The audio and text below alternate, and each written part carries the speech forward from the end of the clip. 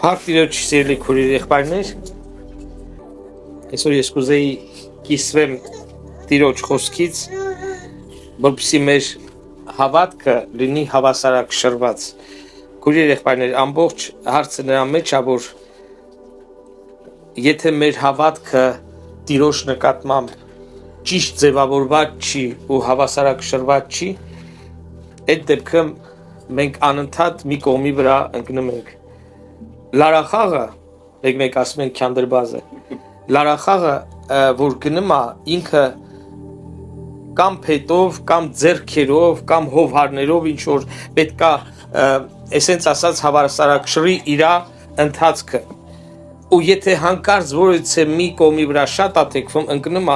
ու կապ չունի, գիտեք ինչ, ոչ մեկը չի ասի, լավ է, լարի այս կողմն ընկավ, ոչ թե այն կողմն ընկավ, որովհետև այդ լարը այնքան բարակ է, որ տարբերություն չկա, որ կողմը ընկավ, ինքը ընկնում է ու վատ հետևանքներ առնում։ Ես կուզեի այսօր ավելի շատ, որպեսզի մենք բոլորս իրար հետ խորհենք, մտածենք, թե Տերը ինչ է ուզում, որպեսզի մեր հավատքը ճիշտ ձևավորվի ու հավասարակշռված լինի, որպեսզի մենք չունենանք ծայրահեղություններ։ Ուզում եմ այսօր կարդամ Եսայայի 40-րդ գլուխը, ռուսերեն պիտի կարդամ, հետո հայերենով արդեն կբացատրեմ, Եսայայի 40-րդ գլուխը 28-ից 31 խոսքերը, 28-ից 31 խոսքերը։ Разве ты не знаешь, разве ты не слышал, что вечный Господь Бог, сотворивший концы земли, не утомляется и не изнемогает? Разум его неисследим. Он дает утомленному силу и изнемогшему дарует крепость. Утомляются и юноши, и ослабевают, и молодые люди падают, а надеющиеся на Господа обновляются в силе, поднимают крылья, как орли, потекут и не устанут. Պայդուտ և մի ուտամյացը։ Այստեղ Տերը խոսք է տալիս բոլոր նրանց համար, խոստմունք է տալիս, որ ովքեր որ ամբողջ սրտով Տիրոջը կապավինեն, նրանք պիտի նորոգության մեջ ապրեն։ Տերը խոստանում է, որ ովքեր որ նույնիսկ ամենաուժեղ երիտասարդները պիտի հոգնեն, թուլանան ու անկում ունենան, բայց նրանք ովքեր որ ամբողջ սրտով Տիրոջը կապավինեն, այդ անձնավորությունները նորոգվելու են, նրանց ուժերը պիտի նորոգվի, որտեվ ինքը Տերը նա աղբյուր է նորոգության, ուժի, զորության, եւ այդ աղբյուրը երբեք չի հատնում։ Նույնիսկ երկրի վրայի աղբյուրներ կան, որ հարյուրամյակներ, նույնիսկ հազարամյակ այդ նույն տեղից բխում են։ Եվ այդ աղբյուրները մարդիկ տարբեր պատմությունների մեջ գրում են, որ գնացել ենք, այս ինչ տեղից ջուր ենք վերցրել։ Ես ուզում եմ, որ մենք հասկանանք, որ մեր Աստվածը հավիտենական աղբյուր է, նորոգության, վերականգնման, ու երբ որ մեր կյանքի մեջ եղնում է ինչ որ տկարություններ, թուլություններ, անկումներ, մենք պետք է հասկանանք մի բան, որ Տերը ասում է, եկեք, եթե դուք ինձ ապավինեք, ես ձեզ պիտի նորոգեմ, ես ձեզ կվերականգնեմ։ Նույնիսկ երիտասարդները, ուժեղները կարան տկարանան ու կարան թուլանան, կարան ընկնեն, անկում ապրեն, բայց նրանք ովքեր որ ինձ կապավինեն, ես նրանց կամրացնեմ։ Գիտեք, շատ անգամ քրիստոնյաները, ցավոք սրտի քրիստոնյաները, ես էլ եմ դրանցից մեկը եղել ժամանակին, հայերեն ասած լուրջ տրամադրված են, որ եթե իրենք հավատացին Աստծուն, դա նշանակում է իրանց կյանքի մեջ ոչ մի բարդություն պիտի չլինի, ոչ մի դժվարություն պիտի չլինի, ոչ մի ցավ, ոչ մի հոգս պիտի չլինի։ Գիտեք ինչ, այսեղ նստածների մեծ մասը ծնողներ են։ Ու ասեմ, որ մեր սերը, իմն էլ հետը, մեր ծնողական սերը շատ կույր է, ու շատ անգամ մենք մտածում ենք, որ մենք մեր երեխեքին օգուտ ենք տալիս, բայց մենք վնաս ենք տալիս, որովհետև մենք չգիտենք մեր սերը որտեղ ճիշտ օգտագործենք, մենք չգիտենք վաղը ինչ է եղնելու այդ մեր երեխու, ասենք, բնավորության հետ, ու մենք մտածում ենք, որ առնենք, տանք, հագցնենք, ինչ ուզում են անենք։ Դուք պատկերացրեք, sense մի հատ պարագա։ Երեխեն քանի փոքր է, մենք ուզում ենք, որ քնի, շերը քնի, թող մեզ քնենք։ Հետո գալիս է մանկապարտեզի ժամանակը, ասում ենք վեր կաց, ասում է չէ։ Թողին քնեմ։ Ասում ենք չէ վեճ կաց պետք է մանկապարտեզ գնաս։ Մանկապարտեզ է տան մի կերպ անց ենք ասնում գալիս է դպրոց ավելի պատասխանատու ժամանակ է։ Ասում ենք վեճ կաց ասում չէ ուզում եմ քնեմ։ Եմ ասում քույր երեխա դուք պատկերացրեք մի անցած տեսարան երեխան ծնվեց ու դու իրան ոչ մի բան չես ասում որ ինքը անի ոչ մի բան միայն հագցնում ես կերակրում ես ինչ ես ուզում ան ինչ ես ուզում ան կեր ան հակի հեռախոս ես ուզում ան կոմպյուտեր ես ուզում ան չես ուզում դպրոց գնաս մի գնա տղա ջան կամ աղջիկ ջան ես չես ուզում հագնես բան ինչ ես ուզում հագնես ու սենց կաշվից դուրս գալով երեխան ինչ ուզում է անում ես ոչ մի անգամ մի հատ կներեք ինձ մոնստր կմեծացնենք մի հատ անհասկանալի բան կմեծացնենք, որ չի հասկանա ոչ մի բան, ոչ մի պատասխանատվություն ու քույր երեխաներ ամբողջ հարցը սրա մեջ է, որ մենք նույնիսկ բոլոր ծնողները գիտեն, ես էլ եմ դրանց մեջ մտնում, մենք շատ անգամ մտածում ենք, որ ստեղ խստություն անենք, լավ կլինի, բայց այդքան էլ լավ չի լինում։ Ստեղ էլ ասում ենք փափկություն անենք, լավ կլինի, այդ էլ չի լավ ստացվում, որովհետև մենք մեզ լավ չգիտենք, ինչ մնաց մեր երեխեքին լավ գիտենանք։ Բայց Աստված ավելի լավ գիտի ինչով է մեզ տանում, որ մեզ ճիշտ ձևավորի, մեր ներսի մարդը ճիշտ ձևավորի, ու շատ անգամ մենք անցնում ենք ցավերով, տկարություններով, բաներով ու Աստված մի բան գիտենք մենք, ինչով ուզում անցնենք դա մեր կողքին կանգնած է։ Դրա համար մենք տեսնում ենք, տեսեք, որ Հիսուսը ասավ, անցեք ծովի մյուս ափը, չէ՞։ Եվ ծովի մեջտեղում տեսնում ենք, որ Հիսուսը տեսնում է, որ քամին հակառակ է, ալիքներն այնքան մեծ են, որ խփում են, որ այդ նավը արդեն խորտակվում է առաքյալների, եւ Հիսուսը գնում է ու գրված է, որ ուզում էր անցնի նրանց կողքով։ Ինչի է հենց այդպես անում Հիսուսը եւ ինչի է հենց այդպես գրվում,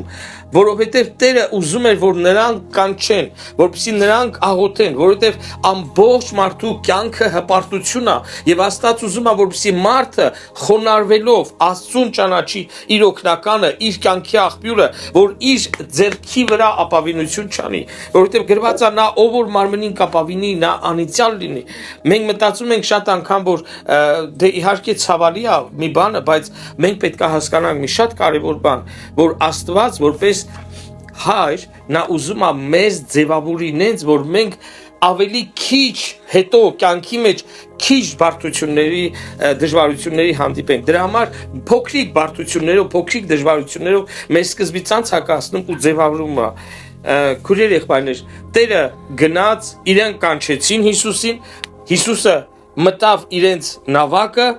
այդ բոլորդ այդ պատմությունը գիտեք չեմ պատմում, որ Պետրոսը գնաց, հետո կանգնեց, բայց մտավ Հիսուսը նավակի մեջ եւ գրած է, որ ամեն ինչ խաղաղվեց։ Ես հավատում եմ, որ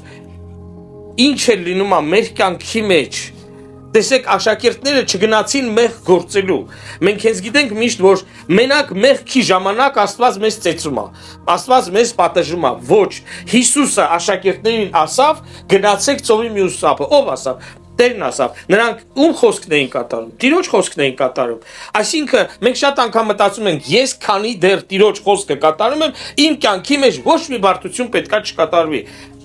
Այդպես չի։ Երբ որ Տերը մեզ ասում է մի բան անենք, դա նշանակում է մեր ճանապարհին ինչ որ բան կարա դուրս գա, ինչ որ դժվարություն, եւ Տերը այդ դժվարության մեջ մեզ դաս է տալի, որ ինչպես նրանից կարճենք, ինչպես Պետրոսը քանի դեռ Հիսուսին էր նայում, նա կարողանում էր ալիքների վրայով քայլել։ Հենց ալիքներին սկսեց նայել, նա սկսեց անկում ապրել։ Ես երևի թե չգիտեմ ամեն մեկը ինչերով է կանցել, բայց իմ կյանքից մեծ ես քիչ բաներով չեմ անցել ու այդ ամեն բաների մեջ անցնելով ես մի կարևոր, շատ կարևոր դաս եմ սովորել, որ երբեք ու երբեք Տերը մենակ չի թողնում։ Նա սպասում է, որ դու իրան կանչես, իրանից կպչես ու Տերը ուզում է, որպեսզի մենք ճիշտ ձևավորվենք։ Հիմա ես ուզում եմ մի քիչ կիսվեմ, թե ինչ հարցերում է Տերը ուզում ես ձևավորվի, որպեսզի մենք հավասարակշռություն ունենանք, բալանս ունենանք մեր կյանքի մեջ։ Առաջի հերթին, այդ առաջի թևն է, ոչ թե առաջի, այլ մի թևն է։ Любовь и благодать Христова. Աստծո սերը եւ շնորհը դա Էսենց ասած մի թևն է, որովհետև Տիրոջ սիրո մեջ դրսևորվում է Տիրոջ շնորհը եւ Տիրոջ շնորհի մեջ դրսևորվում է Տիրոջ շնորհը։ Ես այստեղ շատ խոսքեր ունեմ, որ ժամանակի պատճառով չեմ կարդա, բայց բացատրեմ ավելի լավ իմաստը։ Քույրեր եղբայրներ, այն քրիստոնյան, որը Տիրոջ շնորհը չի հասկանում, Տիրոջ սերը չի հասկանում, նա չի կարա ճիշտ ձևավորվի։ Հիշում եք անառակ որդու առակի մեծ որդին։ Գիտեք, մենք շատ ենք ուշադրություն դարձնում հենց անառակ որդու վրա, բայց եթե Հիսուսը ուզենար, որպեսզի մենք իմանայինք միայն անառակ որդու մասին, կպատմեր առակ սենց. մի մարդ ուներ մի տղա եւ այդ ամեն ինչը կշարունակվեր։ Բայց Հիսուս ասում է մի մարդ ուներ երկու որդի։ Ու այդ պատմությունը ասում է եւ ամբողջ հարցը նրա մեջ է, որ այդ մեծ որդին շատ պակաս հավատք ուներ, շատ ճիշտ չձևավորված հավատք ուներ։ Նա տեսեք ասում է, ես քո բոլոր հրահանգները, հրամանները կատարում եմ, քո ամեն խոսքը զանց չեմ անում, ինչ ասում ես, այն էլ անում եմ։ Բայց դու ասում ես մի հատ գոնե գարչ տվեցիր, որ ես իմ ընկերներիս հետ ուրախանամ։ Նախ ես զարմանում եմ, որ թավոր մարդուն ընկերներ ա ունեցել, բայց որ ունեցել է, պաստորին ինքը մենակ ուտել խմելով նրանց հաշվին արկել խմել։ Ինքը ոչ մի անգամ ոչ մի բան չի բերել։ Եվ քույրեր եղբայրներ, ամբողջ հարցը սրա մեջ է, որ երբ որ մենք մեր հորը չենք ճանաչում, նրա սերը մեր նկատմամբ, նրա շնորհը մեր նկատմամբ, մեր հավատքը երբեք ճիշտ հիմք չի ունենա։ Եվ այդ պատճառով ես խորհուրդ եմ տալիս ձեզ, ձեր մեջ որոշում կայացնեք, որ մի որոշ ժամանակ, թեկուզ մինչև մյուս հավաքույթը, կարող եք Աստվածաշունչը հերթականությամբ չկարդալ, ինչպես որ կարդում եք ու Աստվածաշնչից սիմֆոնիայով բոլորին հեռախոս ունեն, սիմֆոնիա ունեն, սիմֆոնիան այդ համաբարբարեն ասեմ, որ գտնում են այդ պայսկավոյ սիստեմը, կարող եք այդ Աստվածաշնչից բոլոր այն տեղերը, որտեղ որ Տիրոջը, հենց Տիրոջ, ոչ թե մեր Տիրոջ, այլ Տիրոջը սերը մեր նկատմամբ եւ Տիրոջը շնորհը ինչ է նշանակում, այդ ուղղությամբ, որպեսզի մենք ունենանք հիմք, որովհետեւ նրանք, ովքեր որ չեն ճանաչում Տիրոջը սերը, որքան Տերը սիրեց մեզ, այդ անձնավորությունները շատ ծուռը, շատ ռուսերեն ասում է կրեն, այսինքն ծրված հավատք են ունենում, ծրված հավատք են ունենում, եւ մենք պետք է հասկանանք, որ այն քրիստոնյաները, գիտեք, հավատացեք, եկեղեցու մեջ շատ անգամ մարդը 10 տարի, 20 տարի, 30 տարի կարա գա եկեղեցի այս մեծ որդու նման, ու անընդհատ դա չի արտահայտում, բայց իր սրտի մեջ Աստծո հետ հաշտված չի, Աստծո հետ ծառայի դիրք ունի, գիտեք ինչ, ծառան ամեն բան չգիտի։ Շատ քրիստոնյաներ միայն ծառա են։ Մենք պետք է հասկանանք, որ մենք որդու դիրք ունենք։ Որդին միշտ հոր մասին, լավ որդին հոր մասին ավելի շատ լավ կարծիք ունի, քան ծառաները։ Ծառաները վախով, ահով, հարգանքով նրա ասածը կատարում են, բայց որդին ուրիշ դիրք ունի։ Մենք որդիներ ենք։ Մենք որդիական դիրք ունենք եւ այդ պատճառով մենք պետք է հասկանանք մի շատ կարեւոր բան։ Եթե մենք մեր մեջ, մեր սրտի մեջ չունենանք Տիրոջ խոսքը, որն է Տիրոջ սերը մեր նկատմամբ։ Օրինակի համար Հռոմեացիս 8:32-ի մեջ գրված է, որ եթե Աստված մեզ համար իր որդուն չխնայեց եւ տվեց, այլ նրա հետ ինչը կխնայի։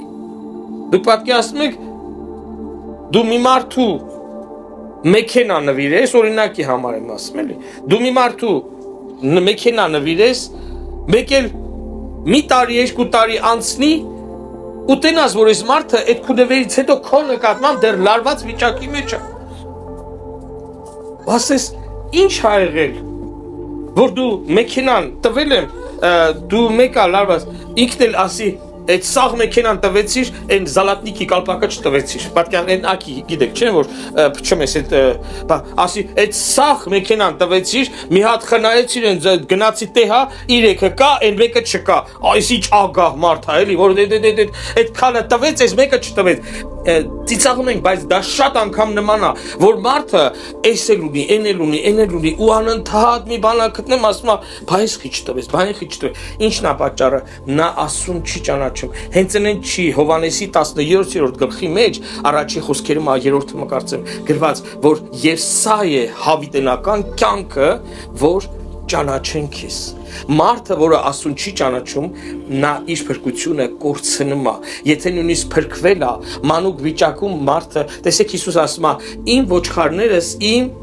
ձայնս կլսեն, ոչ թե գառներս, այլ ոչխարներս։ Ընդհանրապես հոտի մեջ գառները հովիվի ձայնը չեն հասկանում։ Գառները միայն իրենց մայրերի ու ընդհանուր հոտի հետևից են գնում։ Նույն ձևի նորահավատներից Աստված քիչ բան է սպասում, բայց ցավալին նա է, որ մարդը մի տարի, 2 տարի, 5 տարի, 10 տարի կարա նույնիսկ հավաքույթներին գնա, բայց իր սրտի մեջ ինչ որ լարվածություն չունի։ Էս չտվեց, էս չարավ, այն չարավ, այն չավ։ Ես քույրեր եղբայրներ, մենք չգիտենք նույնիսկ մի րոպե հետո մեր հետի չառնելու, ու ես իմ աղոթքներից մի աղոթք ունեմ, որ շատ անգամ աղոթում եմ, երևի թե ամեն աղոթքներից մեջ ասում եմ Տեր ջան, թույլ չտաս, որ ես մի հատ քայլ անեմ, որ իմ ապագա կյանքի վրա դեպի վատը ազդի։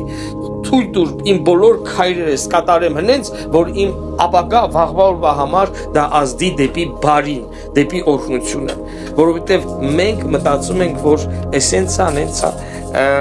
եւ ինչի համար եմ ասում, եթե ես չունենայի ու դրա մեջ չաճեի, ինչա Տիրոջը սերը իմ նկատմամբ, ինչա Տիրոջը շնորհը իմ նկատմամբ, իմ հիմքերը հիմի քանդված կլներ։ Դրա պատճառով ես բոլորիդ խորհուրդ եմ տալիս, խնդրում եմ, որ դուք այս թեկուս մի շաբաթվա մեջ ոչ մի ուրիշ բան, մեկ լսի, մեկ կարդա, մեկ բան միայն Աստվածաշնչից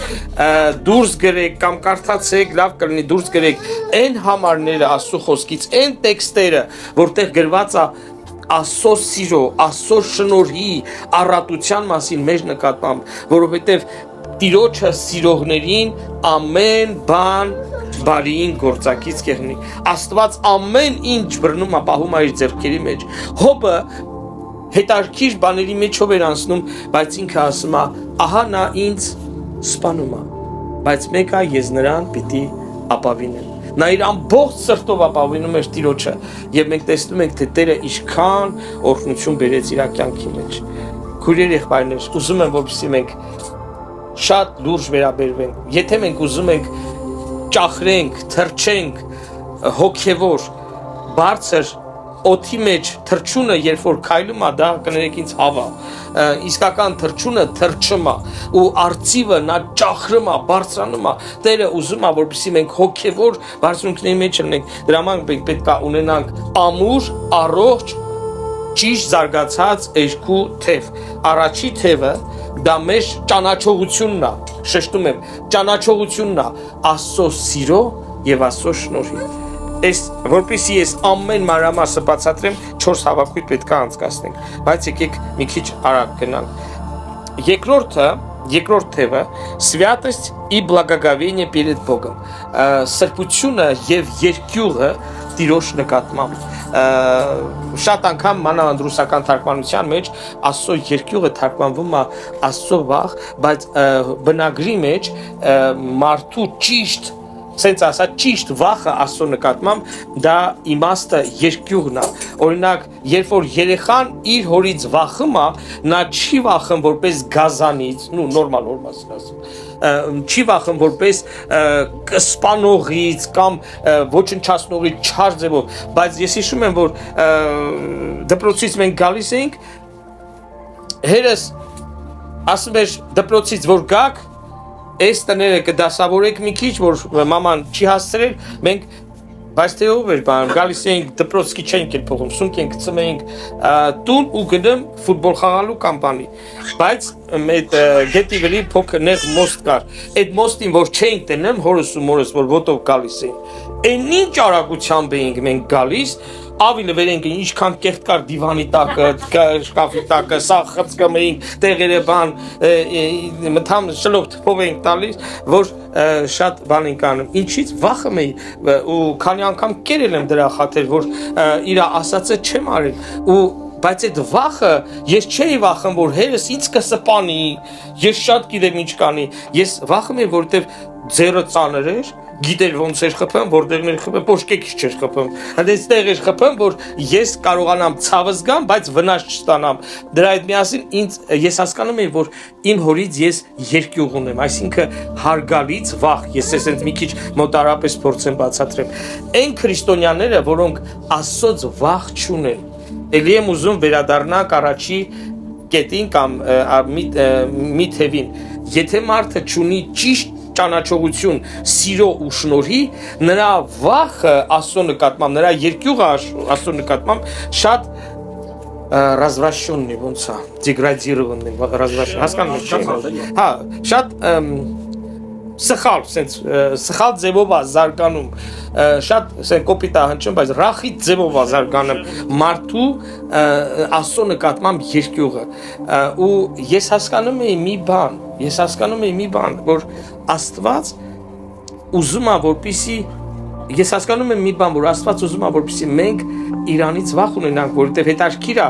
Աստծո վախով երբեք Տիրոջը չի կարելի ծառայել։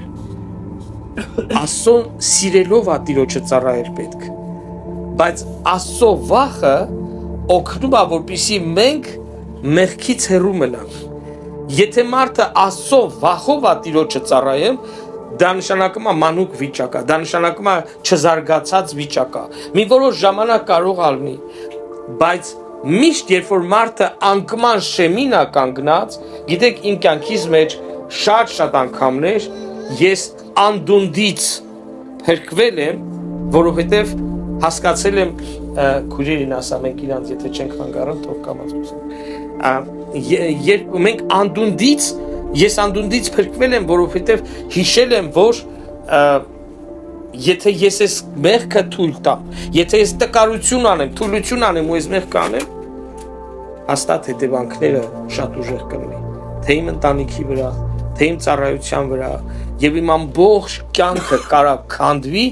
եթե ես թույլ տամ այս բանը, եւ ինձ համար դա Աստծո վախն է։ Ես Աստծուց չեմ վախում, որ ինձ կոչնչացնի, ես Աստծուց վախում եմ, որ նա իր պաշտպանությունը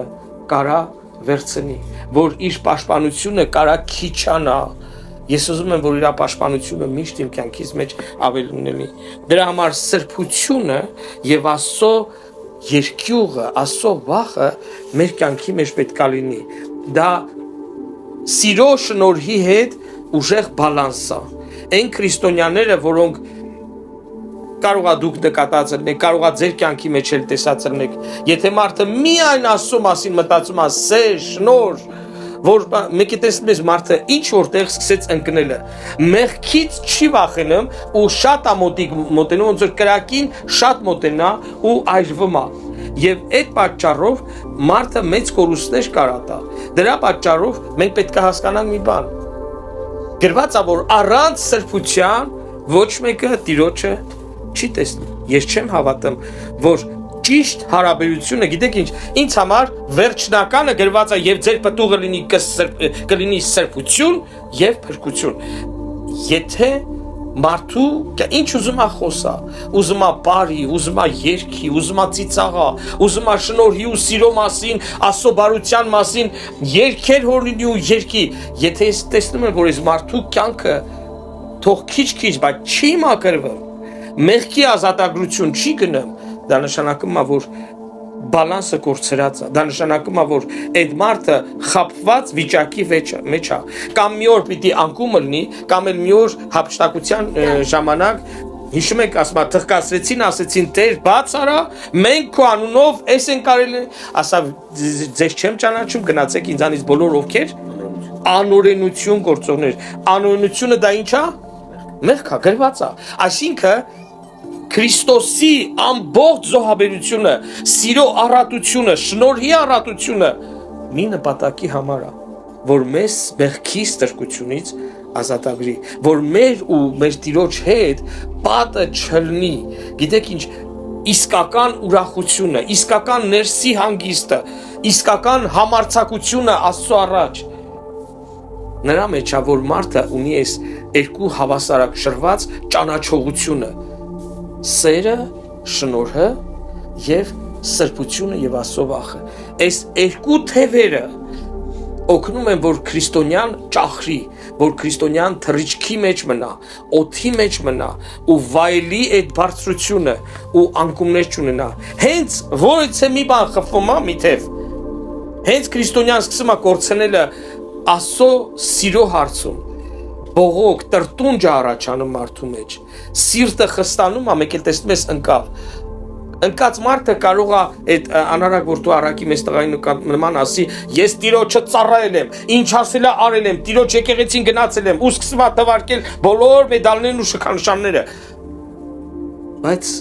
հայրն ասում է, այս ամենը որ ունեցել եմ քոնն ա եղել։ Երբ ես խնդրել, որ չեմ տվել։ Գրված է չունեք, որովհետև չեք խնդրել։ Տերը ուզում է, որպեսզի մենք խոնարհվող, խնդրող սիրտ ունենանք։ Եթե մարդու մեջ Աստծո նկատմամբ լարվածություն կա, այս երկու բանի մեջ պետք է նայենք։ Սեր շնոր դա իրար հետ է։ Դա տարբեր բաներ չեն։ Աստծո սիրո մեջ շնորհն է բացվում, շնորհի մեջ սերն է բացվում։ Եվ սրբություն ու Աստծո վախ, այս էլ իրար հետ է։ Եթե մարդը Աստծո երկյուղ ունի, Աստծո վախն ունի, նա սրբության է գնում։ Եթե նա սրբություն ունի, նա մնում է Աստծո երկյուղի մեջ։ Եվ այս որից է մի բան սրանից, մեկ է տեսնում ես մի մարդ կա, որ սրբությունից աշխատում է չխոսա։ Ասում է Տերը բարի է, Տերը օրհնյալ է, հեշտ բան էլ չկա, ամեն բան լավ է։ Մեկ է տեսնում ես մեղքի մեջ է մնացել։ Ի՞նչն է պատճառը, խփվել է մի թևը, որը սրբություն ու Աստծո երկյուղ է կոչվում։ Տեսնում եմ, որ ուժեղ անկում ապրում ես մարդը։ Մեկ էլ տեսնում ես մեկն էլ բոլոր հավաքույթներին կգա, ինչ ասես կանի, ոնց ասես կաղուտի, քանի ժամ տեմ աղուտի, ինչքան տեմ ծոմփայի, դուք ինձ ասեք ինչ է, նախանձավոր արտակինից, մարդը լարված անընդհատ ամեն ինչ անում է, բայց ուրախություն չունի մեջը։ Ուրախություն չկա, այդ մարդու հետ որ մի քիչ խոսում ես, լարված լսում է, նույնիսկ հումոր ես անում, մի քիչ նորմալ կլասիկ, դեռ ես լարված ասում է, ինչ են ասում, ինչ են անում, ինքան ընդհատ լարվածա որ ես կատարեն, դա այն չի, որ Տերը ուզում է, այս հավասարակշռությունը, այդ բալանսը պետք է, որ Տիրոջը սերը ու շնորհի ճանաչողություն լի եւ Տիրոջը սրբության ու Աստծո երկյուղի ու այս երկու թևը որ եղավ չէ մեր կյանքի մեջ մենք անընդհատ բարձունքների մեջ ենք եղնելու քույր եղբայրներ կուզում եմ ամենավերջում դարձամ Եփեսացիս առաջի գլխի 2-ից 4-ը Եփեսացիս առաջի грехи 2-ից 4. Благодать вам и мир от Бога Отца нашего и Господа Иисуса Христа. Благословен Бог Отец Господа нашего Иисуса Христа, благословляющий нас во Христе, всяким духовным благословением в небесах, так как Он избрал нас в Нем. Прежде создания мира, чтобы мы были святы, чтобы мы были святы и непорочны перед Ним в любви. Чтобы мы были святы и непорочны перед Ним в любви. Աստծո սրբությունը չի ժխտում, չի ոչնչացնում Տիրոջը սերը եւ Աստծո երկյուղը չի ոչնչացնում Տիրոջը շնորհը ամեն ինչ իր տեղը ունի ու այդ բալանսը պետք է լինի ու այդ մարդը կլինի եւ սուրբ եւ ուրախ եւ սուրբ եւ ներսում կունենա այդ թեթևությունը քույրեր եղբայրներ ռուսերենում sense խոսք կա Каждый судит по мере своей испорченности. Տիրոջ խոսքի մեջ ավելի լավ է գրված. Ռուսերենով ասեմ, հայերենով չեմ Для чистого все чисто. Для нечистого нет ничего чисто. Մաքուրի համար ամեն ինչ մաքուր է. Երևի նույն բանն է գրած հայերենով. Երբ որ մարդը ինքը մաքուր է, ինքը մաքուր ձևով է հասկանում. Երբ որ մարդը մաքուր չի իր ներսում, ինքը հենց գիտի, որ ուրիշներն էլ իրան նման բանան մտածել, քույրեր եղբայրներ, այնքան կուզեմ, որպեսզի մեր հավատքը լինի, ես գիտեմ, որ տենց է, ես չեմ ասում, որ մեր մոտ այդ ամեն ինչը չկա, ես ինչ որ կիսում եմ, սա եւս մեկ անգամ, ես հենց ասած հորդորանք է, նաստավլենիա, որպեսզի մենք չմոռանանք, պրոֆիլակտիկա ասես բառ կա, որպեսզի մենք չմոռանանք, որպեսզի մենք սրա մեջ հաստատվենք, որովհետև Տերը գրված է անկեղծի հետ անկեղծ է, կեղծավորի հետ կեղծավորի պես է վարձահատությունը։ Տերը ուզում է, որպեսզի մեր սրտերը պատկանա մենակ Տիրոջը։ Եթե այդ երկու թևը մենք ունենք, Տերը կլինի մեր մխիթարիչը, Տերը կլինի մեզ նորոգողը, վերականգնողը, զորացնողը։ Մի հատ խոսք կա, շատ անգամ սիրում են քրիստոնյաները ասեն մի քիչ ուրիշ թեքումով, ասում են արդարը եթե 7 անգամ ընկնի, պիտի կանգնի, բայց իմաստը հենց են ասում, որ Տերը պիտի կանգնեցնի, չէ, արդարը 7 անգամ որ ընկնի ինքն է կանգնում, Տիրոջմով իհարկե, ոչ թե ալկաշի նման իրան են կանգնացնում, այլ ինքն է կանգնում։ Ես հավատում եմ, որ հենց արդարը նրա մեջ, արդարությունը նրա մեջ է, որ եթե նույնիսկ ընկավ, ինքը սկսում է Տիրոջ երեսը փնտրելը ու ինքը ոտքի է կանգնում։ Իսկ ամբարիշտը, որ ընկնում է, գրված է, որ ես նայեցի ու նրա տեղը ոչինչ չէր մնացել։